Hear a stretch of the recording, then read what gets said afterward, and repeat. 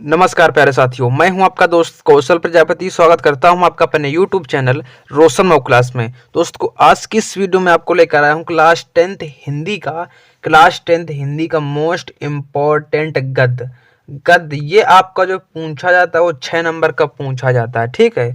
तो ये आपका मोस्ट इम्पोर्टेंट रहने वाला है। तो इस गद्य को बिल्कुल अच्छे से तैयार कर लो और गद्य कैसे सॉल्व किया जाता है, कैसे लिखा जाता है बोर्ड एग्जाम में, वो आज की इस वीडियो में बताएंगे। तो देख लो जल्दी से और वीडियो को लाइक कर दो फटाफट और वीडियो को शेयर कर दो। और हमारे यूट्यूब चैनल को सब्सक्राइब नहीं किया तो सब्सक्राइब कर लो, ठीक है। तो वीडियो करते हैं शुरू। तो 2025 का ये मोस्ट इम्पोर्टेंट गद्यांश है, 100% आ सकता है, इसके पूरे चांस है पूछे जाने के। 2025 में गद्यांश कैसे सॉल्व करें भाई साहब, इसको कैसे हम लिखते हैं। उसमें उत्तर पुस्तिका जो कॉपी मिलती है, जो बोर्ड एग्जाम की कॉपी आपकी मिलती है, उसमें हम लोग कैसे लिखेंगे इसको, ठीक है। तो बताएंगे हम आपको अभी। बिल्कुल लिखा है, कुसंग का ज्वर सबसे भयानक होता है। यह केवल नीति और सद्वृत्ति का ही नाश नहीं करता बल्कि बुद्धि का भी क्षय करता है, ठीक है। इसके नीचे आपको एक लाइन दिख रही होगी, एक इसके नीचे लाइन अंडरलाइन दिख रही होगी, रेखा दिख रही होगी, ठीक है। तो अब इससे क्वेश्चन कैसे पूछा जाता है वो देखेंगे। किसी युवा पुरुष की संगति यदि बुरी होगी तो वह उसके पैरों में बंधी चक्की के समान होगी, ठीक है, जो उसे दिन दिन अवनति के गड्ढे में गिराती जाएगी, और यदि अच्छी होगी तो सहारा देने वाली बाहु के समान, जो उसे निरंतर उन्नति की ओर उठाती जाएगी। तो ये आपका गद्यांश ऐसा पेपर में आने वाला, ठीक है। इसको कैसे सॉल्व करेंगे, कैसे उसमें पेपर में लिखेंगे, हम तो आज की इस वीडियो में सारा कुछ क्लियर करेंगे, ठीक है। लिखा है यहाँ पर देखो, 3 प्रश्न आते हैं। ये 2 नंबर का पहला प्रश्न होता है, 2 नंबर का दूसरा प्रश्न होता है, और तीसरा प्रश्न होता है आपका 2 नंबर का। टोटल आपके 6 नंबर का प्रश्न इसमें आता है बोर्ड एग्जाम में। अभी कैसे सॉल्व करना है, लिखा है, प्रस्तुत गद्यांश का संदर्भ लिखिए। अब संदर्भ का मतलब क्या होता है, जो गद्यांश आपका लिखा है इसका मतलब ये किस पार्ट से लिया गया आपका, ठीक है, किस पार्ट से लिया गया है और इसके लेखक आपके कौन है। तो संदर्भ का मतलब ये होता है। तो सबसे पहले आपको संदर्भ लिखना है। संदर्भ अभी आपको बताएंगे संदर्भ कैसे लिखना है, ठीक है। तो वीडियो में बने रहिए।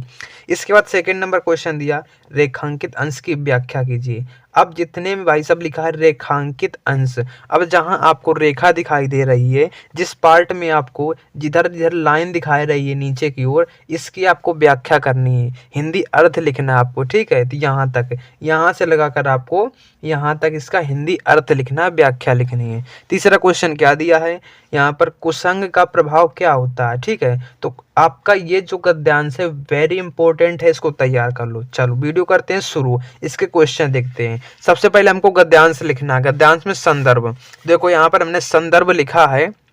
क्या लिखा है, सबसे पहले हेडिंग डालेंगे ब्लैक पेन से, संदर्भ, ठीक है। बोर्ड एग्जाम में केवल ब्लू एंड ब्लैक 2 पेन का ही यूज करना है, ठीक है।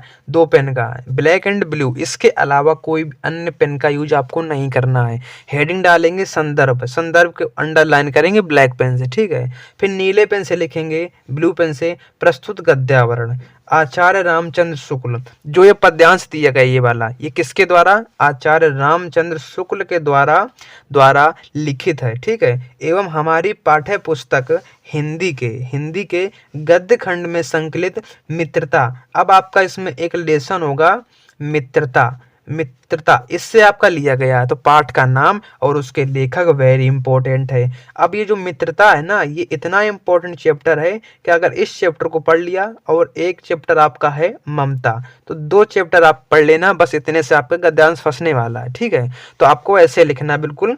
अगर यहाँ पर दूसरा चैप्टर है, अगर यहाँ पर ममता होता तो यहाँ पर इसके जो लेखक हैं वो बदल जाते, यहाँ पर ममता कर देते, ठीक है। तो आपको ऐसे लिखना होता है। इसका सेकंड नंबर क्वेश्चन पर आ जाओ। अब लिखा है 12 नंबर में रेखांकित अंश की व्याख्या, उसमें सेकंड नंबर क्वेश्चन था। तो आराम से बढ़िया हेडिंग डालेंगे लिखेंगे रेखांकित अंश की व्याख्या, अंडरलाइन करेंगे ब्लैक पेन से, और आंसर लिखना स्टार्ट करेंगे।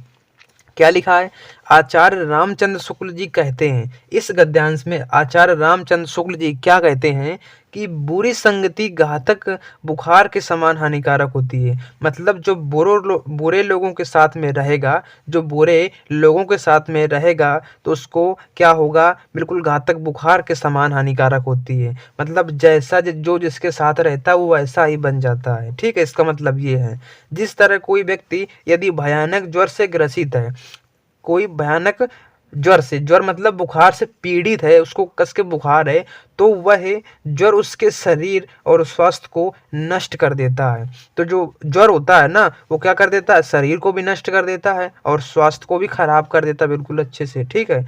तथा कभी कभी प्राण भी ले लेता है। अगर बुखार भाई साहब ज़्यादा आ गया ना, तो कभी कभी इंसान के प्राण भी निकल जाते हैं। तो आचार्य रामचंद्र शुक्ल कहते हैं, क्या कहते हैं, उसी प्रकार बुरी संगति हमारी नैतिकता, सदाचार, मन तथा बुद्धि को नष्ट कर देती है। अब बुरी संगति के साथ रहोगे तो आपको, जैसा आप लोग बुरे के साथ रहोगे तो आप लोग बुरा करना सीख जाओगे, तो आपकी नैतिकता जो होगी, सदाचार होंगे और मन तथा बुद्धि को नष्ट कर देगी आपकी बुरी संगति। तो इसमें, इस गद्यांश में आचार्य रामचंद्र शुक्ल ने यही कहा, ठीक है।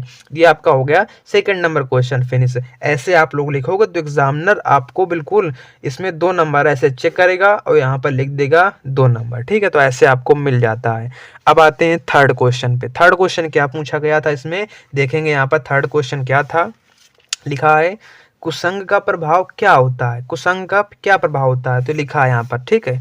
तो कुसंग का प्रभाव भाई साहब बहुत भयानक होता है, इसी से छांट कर आपको लिखना है, इसी गद्यांश से। तो कुसंग का प्रभाव कैसा होता है, बहुत भयानक होता है। यह मनुष्य की नैतिकता और अच्छे आचरण को नष्ट कर देता, बात सही, बिल्कुल नष्ट कर देता है। जितने भी अच्छाइयाँ होंगी, अगर बुरे लोगों के साथ रहोगे तो तुम्हारे साथ जो अच्छाइयाँ होंगी वो नष्ट हो जाएंगी सारी। इसके साथ साथ वह उसकी बुद्धि का भी क्षय करता है, मतलब बुद्धि भी नष्ट हो जाती है। अगर तुम बुरे लोगों के साथ रहोगे तो आपकी बुद्धि भी नष्ट हो जाती, ठीक है। तो ये बात बिल्कुल आचार्य रामचंद्र शुक्ल ने सही कही है, ठीक है। तो ये आपका जो ऐसे आपको लिखना होता है, तो वेरी इंपॉर्टेंट है आपका ये वाला आपका वेरी इंपॉर्टेंट है। इसको तैयार करके जरूर जाना, इसको याद कर लो। ये 2025 बोर्ड एग्जाम में 100% आने वाला है, ठीक है। और ऐसे कई सारे गद्यांश आपको हम दे देंगे, ज़्यादा नहीं, केवल आपको 3 से 4 गद्यांश आपको मिलेंगे, ठीक है। तो कमेंट ज़्यादा से ज़्यादा कर देना, तो हम सारे गद्यांश आपको अपलोड कर देंगे, ठीक है। मिलते हैं इसी अगली वीडियो में। वीडियो अच्छा लगा हो तो वीडियो को लाइक कर दें, शेयर कर दें और हमारे यूट्यूब चैनल को सब्सक्राइब कर दें। तब तक के लिए धन्यवाद।